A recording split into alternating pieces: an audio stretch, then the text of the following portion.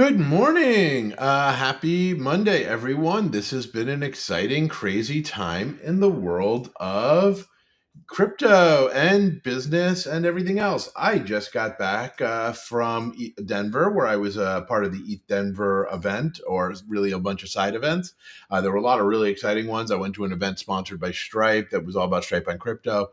Stripe bought for those of you who don't know, Stripe bought Bridge, who's our partner, a few months ago. We're using them for on ramps and off ramps. So, this is an exciting world where we've got them in here. So there was a great event there, a great event on B2B payments, meeting with my counterparts over at Bitwave and Deloitte, and it's a really exciting time.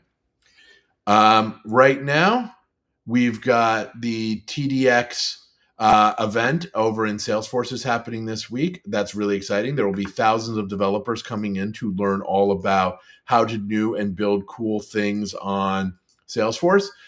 For those that don't know, we are at Web3 Enabler. We are the Salesforce partner for crypto and Web3.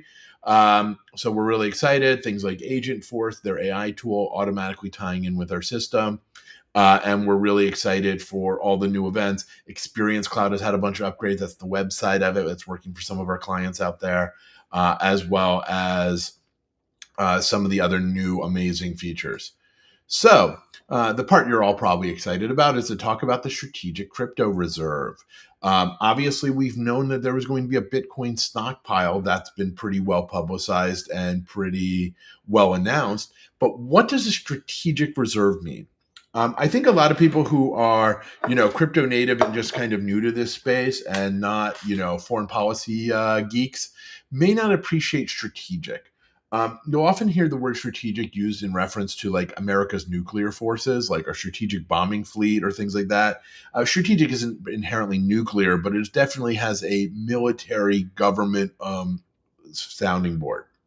So while I love my Bitcoin maxi friends, and I agree with them that Bitcoin is in many ways a very unique currency because it is the only truly decentralized one with no controlling board, I think it's important to understand that a strategic crypto reserve serves more purposes than just that.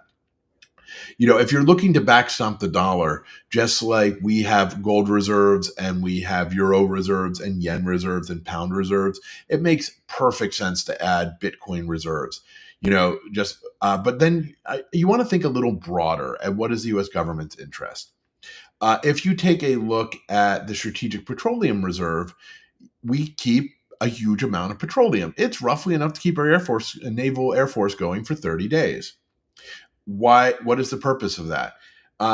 Yes, it's used by presidents to kind of manipulate the market. You'll see releases from the Strategic Reserve during an election run-up where the president wants to lower oil prices. You hope that they restock it when oil prices are low. Usually that's screamed at as a giveaway to big oil, but it's also a way to, you want to buy low, sell high. But the main purpose of this, is not actually to manipulate the oil market.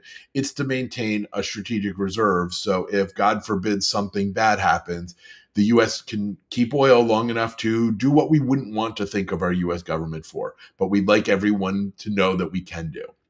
So that brings us to what is a strategic crypto reserve? I do not make foreign policy. I am not a strong expert on this. I am just the runner of a business-related Salesforce and crypto startup. But my read on this is we want to backstop the dollar, which Bitcoin makes sense for, and we also want a strategic reserve. That means maintaining a large and stockpile of cryptocurrencies, particularly for the proof of stake networks.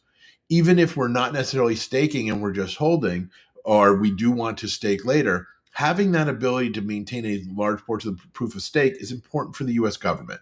What we would not want is our adversaries to be able to take over one of the networks. So just like mutually assumed destruction during the nuclear era was that the US and the Soviet Union could destroy each other in the world over, if China and the US both have a large stake of, say, Solana, that removes the ability of either country to take over the Solana network.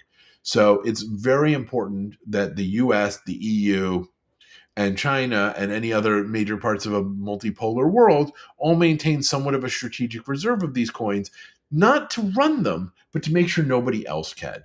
And I think that that's going to be really important as global finance goes here. So I'm really interested and intrigued by the ones they've announced or implied. Bitcoin, obviously, digital gold backstops the dollar, no questions included. Ethereum, the ETH networks are at the core of most innovation going on blockchain in the world of smart contracts. Ethereum is more or less the granddaddy of, token moving networks.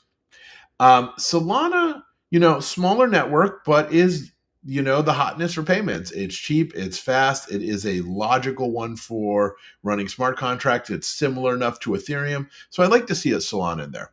XRP.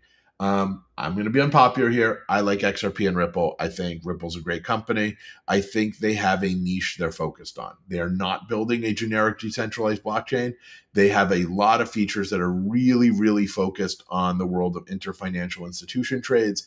And I think that's an important market. And I think XRP is, well poised to do that.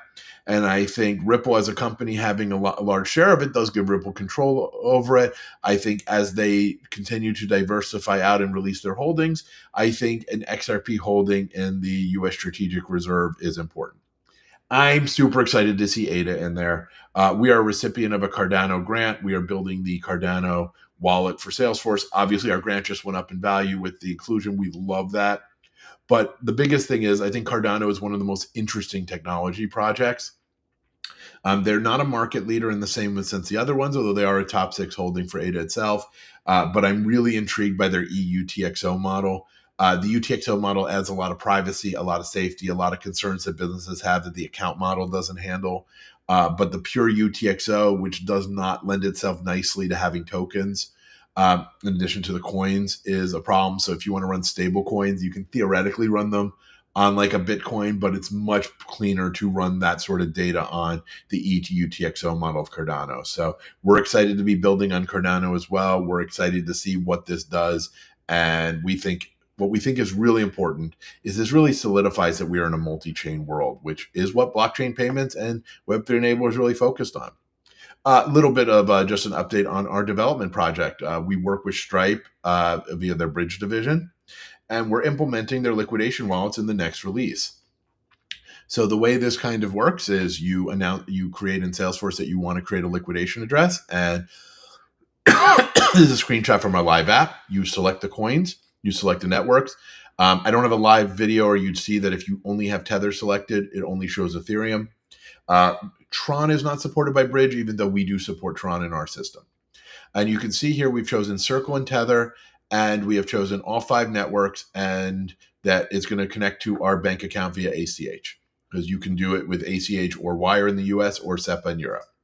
And then after you hit go, it created all the addresses. You can see USDC, there's 5 of them because all 5 networks support USDC, but Tether is only on Ethereum, so we only have an Ethereum address.